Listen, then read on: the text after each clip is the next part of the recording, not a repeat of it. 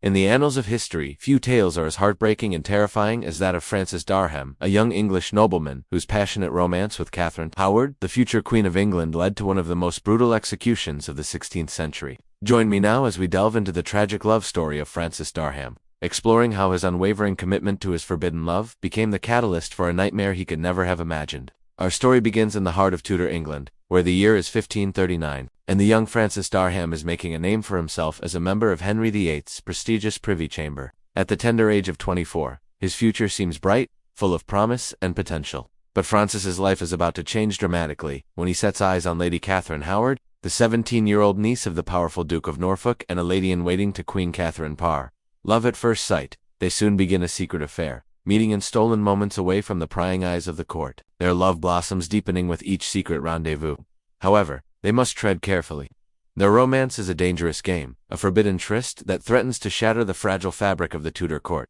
For Catherine is not just any woman, she is poised to become the future Queen of England. As the king's new bride, Catherine Parr soon departs the kingdom for France, leaving behind a void in Francis's life that only deepens with time. Upon her return, Henry VIII is captivated by the young woman, seeing in her a chance to forge new alliances and secure his dynasty. On July 1540, Catherine Howard becomes Queen of England, much to the delight of Francis Darham, who believes that his beloved has returned his affections. Now a queen, Catherine is at the height of her social standing, surrounded by admirers and influential figures. Yet beneath this glittering facade, her heart belongs to Francis.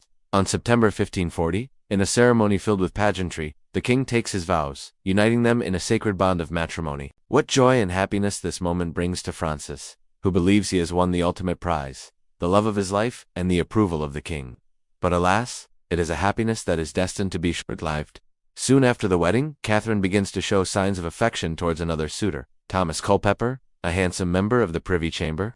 This burgeoning relationship alarms Francis, who fears that Catherine's heart is straying from him once more. In a desperate attempt to rekindle the flame, Francis journeys to France, determined to bring his queen back to England. Upon his return, he finds that his place in the royal court has changed. He is no longer welcome and is commanded to leave the court. Devastated and heartbroken, he retreats to his family estate in Norfolk. However, his troubles are far from over. Catherine Howard, tormented by guilt and fear of Henry VIII's wrath, begins to unravel. The weight of her double life, the deception, and the constant threat of exposure prove too much to bear. She confesses her infidelity to Queen Parr, seeking solace and guidance. But it is a confession that will have dire consequences for both her and Francis. Queen Parr, torn between her duty to the crown and her friendship with Catherine, advises her to come clean with the king. But this proves to be easier said than done. When confronted with the truth, Henry VIII is consumed with rage and humiliation. The revelation of his wife's infidelity strikes at the core of his ego and his sense of authority. News of the scandal reaches the king while he is enjoying a hunting trip, and he immediately turns back to London, eager to confront the guilty parties. In a dramatic showdown at Greenwich Palace, Henry confronts both Catherine and Francis, demanding answers and retribution. As the king's fury grows, so does the danger for the lovers. Catherine, broken and contrite, admits to her affair with Francis, implicating him as the sole cause of her downfall. Betrayed by the one he loved, Francis maintains his innocence, claiming that their marriage was a sham and he had no knowledge of Catherine's plans. But his pleas fall on deaf ears. In a fit of rage, Henry orders his wife and her paramour to be imprisoned, setting in motion a chain of events that will lead to their demise. Catherine is confined to the Tower of London, stripped of her finery and dignity, while Francis is held in close confinement at Durham House.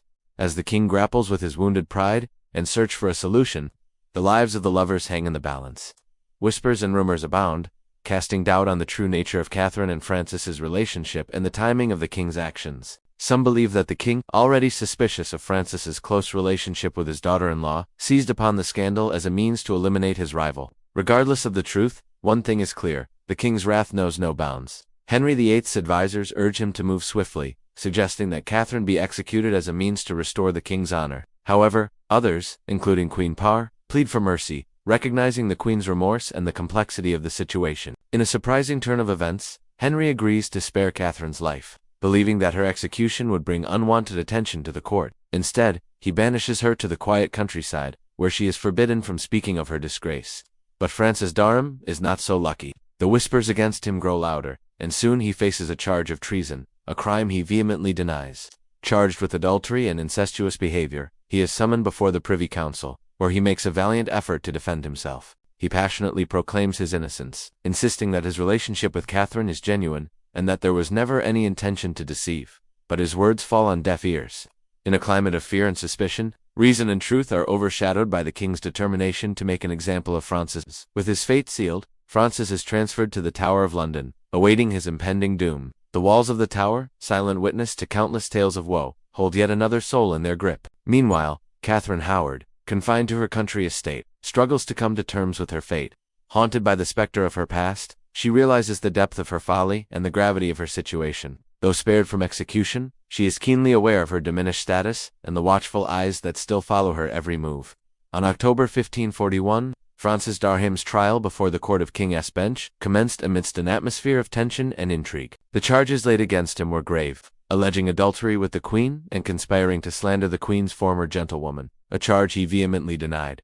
Witnesses were called to the stand, some offering damning testimony based on circumstantial evidence, while others recounted explicit details of the affair, painting a scandalous picture of the accused. Among the most damaging pieces of evidence presented were the very love letters exchanged between Francis and Catherine, their contents read aloud to the hushed courtroom, leaving no doubt as to the nature of their relationship. Additionally, material gifts such as silk stockings bearing Francis's crest, which had been found in Catherine's chambers, served as tangible proof of their liaison. Despite these overwhelming accusations, Francis maintained his composure, countering each charge with unwavering denials. He asserted that his marriage to Catherine was legitimate, having been blessed by a priest, and that any accusations of incest were unfounded. However, his steadfast denials fell on deaf ears. The predetermined outcome of the trial was evident, and the jury, influenced by the gravity of the charges, returned a guilty verdict against the young nobleman. With his fate sealed, Francis awaited his punishment, unaware of the unprecedented and brutal sentence that awaited him. After his conviction, Henry VIII's sentence for Francis Darham was announced, and it sent shockwaves throughout the court.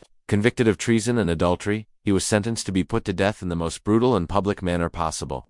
On November 1541, Francis Darham's execution took place at the notorious Tyburn gallows, drawing a crowd of spectators. The details of his punishment were gruesome, involving a prolonged hanging followed by quartering and the exposure of his entrails. First, he was suspended by a rope around his neck, but instead of a swift death, he was left dangling until he blacked out, but not enough to kill him. To ensure his death, one of his accomplices was then ordered to cut his throat.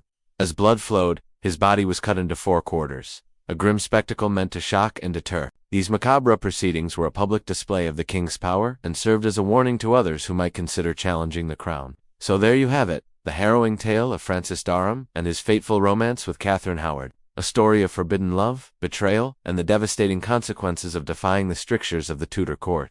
I hope you enjoyed this journey back to a time when love and loyalty could lead to unimaginable horrors. Until next time, stay curious and keep exploring the captivating narratives of our past. Thank you for watching, and see you soon.